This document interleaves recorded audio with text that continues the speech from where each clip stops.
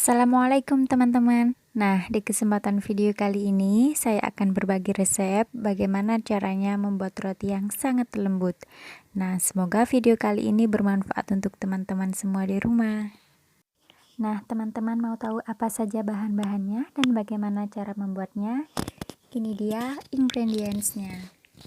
Bahan-bahannya dibutuhkan yaitu ada 130 gram tepung terigu protein tinggi, 2 gram vermipan, 70 ml susu cair, 30 gram gula pasir, 1 butir kuning telur, 20 gram margarin, dan garam secukupnya.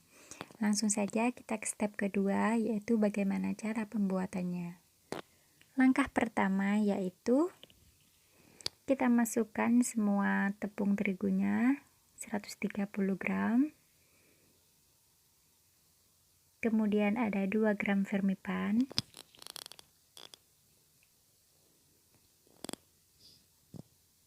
kemudian 30 gram gula pasir. Nah, sebenarnya di sini teman-teman bisa menambah vermipannya. Kalau teman-teman ingin rotinya lebih agak gendut, agak gelembung, teman-teman bisa menambah vermipannya ya. Nah, di sini saya akan mengaduk sebentar biar tercampur rata saja.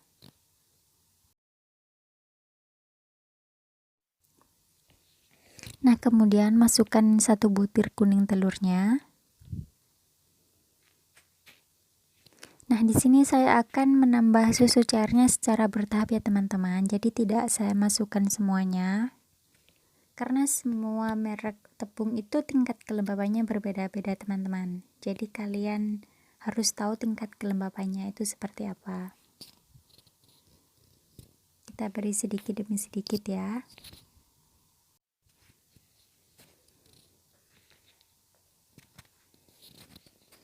Di sini saya menggunakan mixer karena untuk meminimalis waktu saja.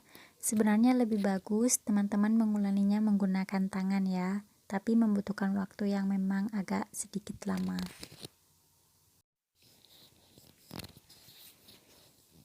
Nah, kenapa garam dan margarinnya saya taruh di akhir?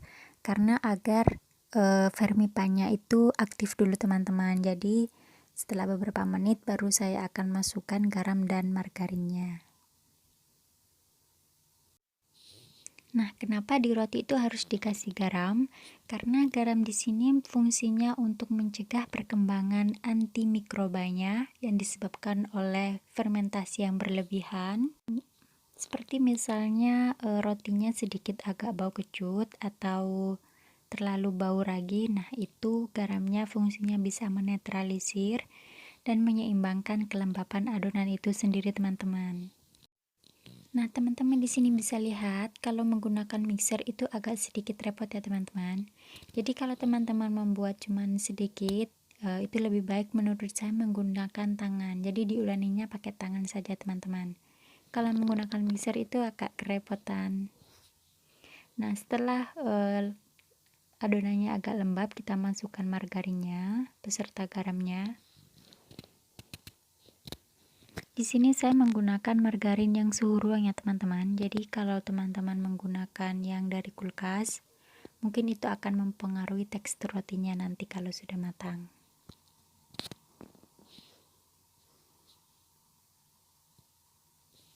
Nah, kalau adonannya sudah seperti ini, sudah halus, sudah lembut, itu tandanya sudah kalis elastis ya teman-teman. Nah, di sini saya akan memberitahu teman-teman bagaimana caranya kalau menguleni menggunakan tangan. Nah, kita lepas dulu.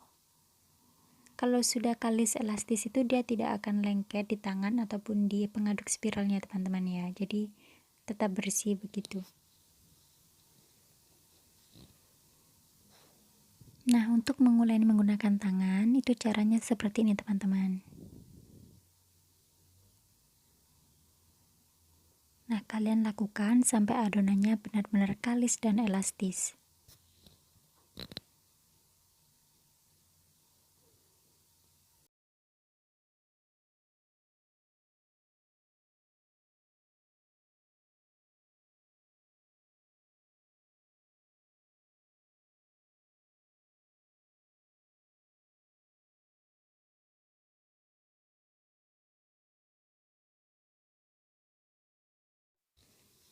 Nah, contoh kalis elastis itu seperti ini teman-teman. Jadi kalau adonannya itu ditarik-tarik, dia tidak mudah robek, tidak patah. Nah, itu tandanya adonannya sudah kalis elastis teman-teman. Jadi kunci dari roti yang lembut itu bukan dari bahannya, jadi itu dari seberapa elastisnya kalian itu mengadoninya. Jadi ini memang membutuhkan waktu yang sangat lama ya teman-teman. Jadi tidak cukup hanya untuk 10-11 menit saja.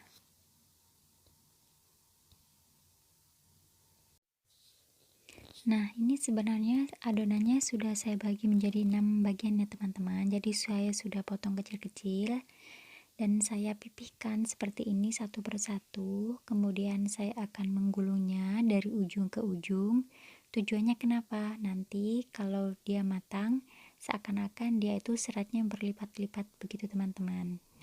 Nah, ini opsional, teman-teman bisa meniru atau tidak.